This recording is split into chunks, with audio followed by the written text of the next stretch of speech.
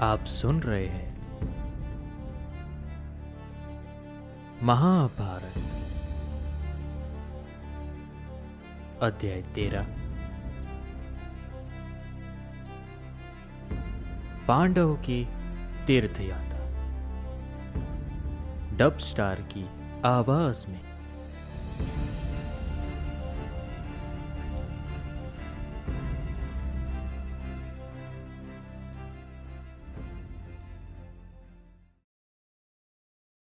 दुखी होकर उनके विषय में बातें कर रहे थे कि वहां पर लोमश ऋषि पधारे। धर्मराज युधिष्ठिर ने उनका यथोचित आदर सत्कार करके उत्साह प्रदान किया। लोमेश ऋषि बोले, हे पांडवगण, आप लोग अर्जुन की चिंता छोड़ दीजिए। मैं अभी देवराज इंद्र की नगरी अमरावती से आ रहा हूं। अर्जुन वहां पर सुखपूर्वक निवास कर रहे हैं। उन्होंने भगवान शिव एवं अन्य देवताओं की कृपा से दिव्य तथा अलौकिक अस्त्र शस्त्र तथा चित्रसेन से नृत्य संगीत कला की शिक्षा भी प्राप्त कर लिया है। वे अब निवत और कवच नामक असुरों का वध करके ही यहाँ आएंगे। देवराज इंद्र ने आपके लिए ये संदेश भेजा है कि आप पांडवगढ़ अब तीर्थ यात्रा करके अपने आत्मबल में वृद्धि करें। देवराज इंद्र के दिए गए संदेश के अनुसार युधिष्ठिर अपने भाइयों पुरोहित धौम्य, लोमेश ऋषि आदि को साथ लेकर तीर्थ यात्रा के लिए चल पड़े।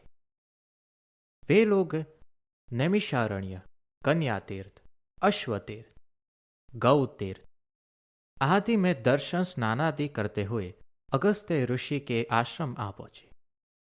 लोमश ऋषि ने उस आश्रम की प्रशंसा करते हुए बताया, हे धर्मराज, ये अगस्त्य मुनि एवं उनकी धर्मात्मा पत्नी लोपामुद्रा की पवित्र तपस्थली है।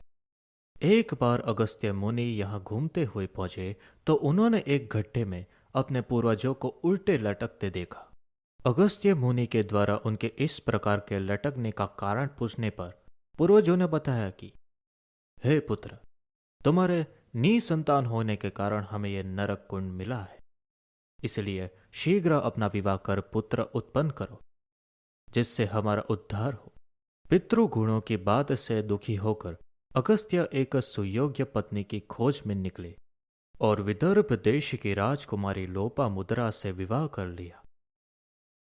जब अगस्त्य मुनि ने लोपामुद्रा के सौंदर्य पर मुग्ध होकर पुत्रोत्पत्ति की अभिलाषा से उसे अपने पास आने के लिए कहा, तो लोपामुद्रा बोली कि हे स्वामी, मैं राजकुमारी हूं, इसलिए आपका मेरे साथ समागम भी राजोचित ढंग से होना चाहिए।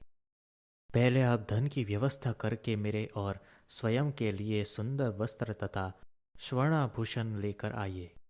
अपनी पत्नी की वाणी से प्रभावित होकर अगस्त्य मुनि धन मांगने के लिए राजा ऋतर्वा, वधश्व तथा इक्ष्वाकुवंशी त्रश दृश्य के पास गए, किंतु सभी राजाओं का कोष खाली होने के कारण उन राजाओं को क्षमा प्रार्थना करते हुए अगस्त्य मुनि को धन देने में असमर्थता प्रकट कर दिया।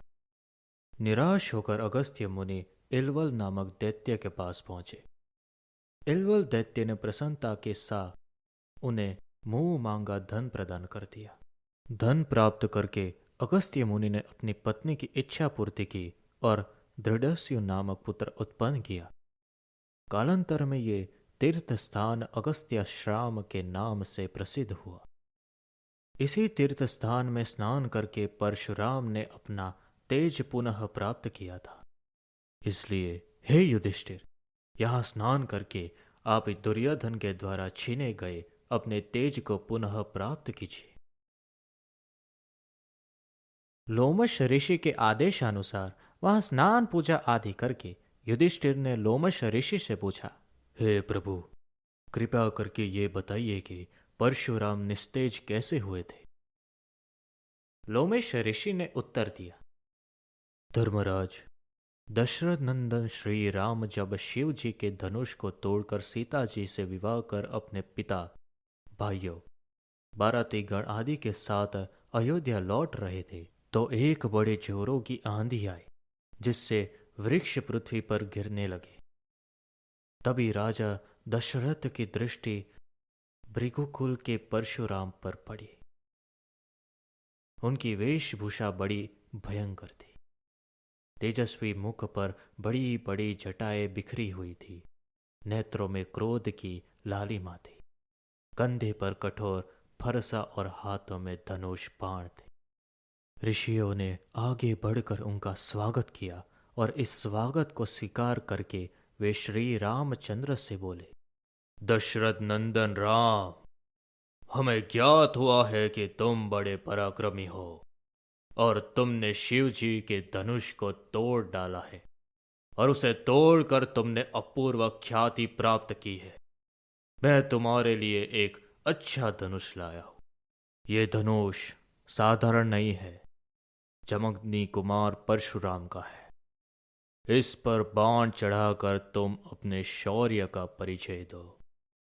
तुम्हारे बल और शौर्य को देखकर मैं तुमसे द्वंद्व युद्ध करूंगा। परशुराम की बात सुनकर राजा दशरथ विनती स्वर में बोले,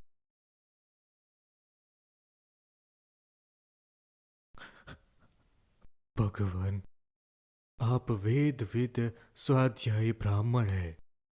क्षत्रियों का विनाश करके आप बहुत पहले ही अपने क्रोध का शमन कर चुके हैं। इसलिए हे ऋषिराज, आप इन बालकों को अभयदान दीजिए।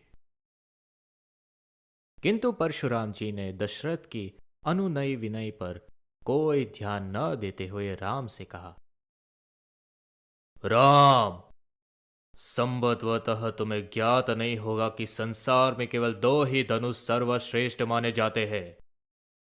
सारा संसार उनका सम्मान करता है। विश्वकर्मा ने उन्हें स्वयं अपने हाथों से बनाया था। उनमें से पिनाक नामक एक धनुष को देवताओं ने भगवान शिव को दिया था। इसी धनुष से भगवान शिव ने त्रिपुरासुर का वध किया था। तुमने उसी धनुष को तोड़ डाला है। दूसरा दिव्य धनुष मेरे हाथ में है। इसे देवताओं ने भगवान विष्णु को दिया था। यह भी पिनाक की भांति ही शक्तिशाली है। विष्णु ने भृगु वंशी वृश्चिक मुनि को धरोहर के रूप में वो धनुष दे दिया। वंशानुवंश रूप से यह धनुष मुझे प्राप्त हुआ है। अब तुम एक क्षत्रिय के नाते इस धनुष को लेकर इस पर बाण चढ़ाओ और सफल होने पर मेरे साथ द्वंद्व युद्ध करो। परशुराम के द्वारा बार बार ललकारे जाने पर रामचंद्र बोले, हे भार्गव, मैं ब्राह्मण समझकर आपके सामने विशेष बोल नहीं रहा हूं, किंतु आप मेरी इस विनशीलता को पराक्रमहीनता एवं कायरता समझकर मेरा तिरस्कार कर रहे हैं। लाइए, धनुष बाण मुझे दीजिए।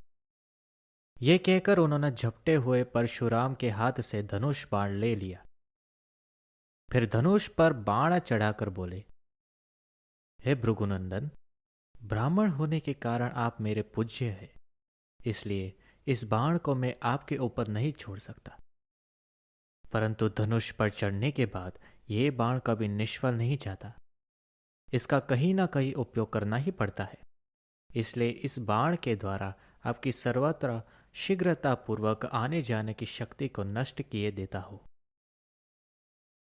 श्री राम की ये बात सुनकर शक्तिहीन से हुए परशुराम जी विनयपूर्वक कहने लगे, बाण छोड़ने से पूर्व मेरी एक बात सुन लीजिए। क्षत्रियों को नष्ट करके जब मैंने ये भूमि कश्यप जी को दान में दे दी थी, तो उन्होंने मुझसे कहा था कि अब तुम्हें पृथ्वी पर नहीं रहना चाहिए, क्योंकि तुमने पृथ्वी का दान कर दिया है। तभी से गुरुवर कश्यप जी की आज्ञा का पालन करता हुआ मैं कभी रात्रि में पृथ्वी पर निवास नहीं कर सकता। अतः हे राम, कृपा करके मेरी गमन शक्ति को नष्ट मत करो। मैं मन के समान गति से महेंद्रा पर्वत पर चला जाऊंगा।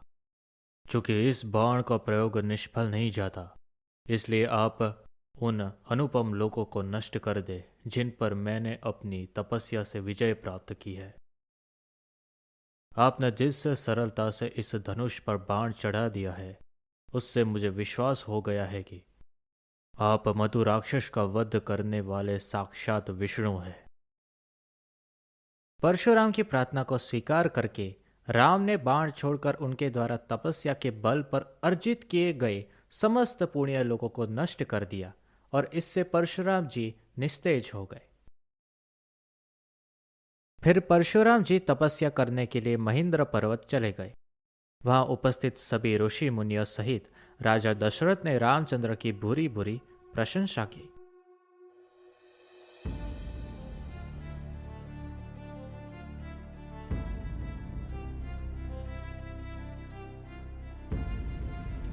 अभी आप लोगों ने सुना महाभारत अध्याय 13 पांडवों की तीर्थ यात्रा। डब स्टार की आवाज में।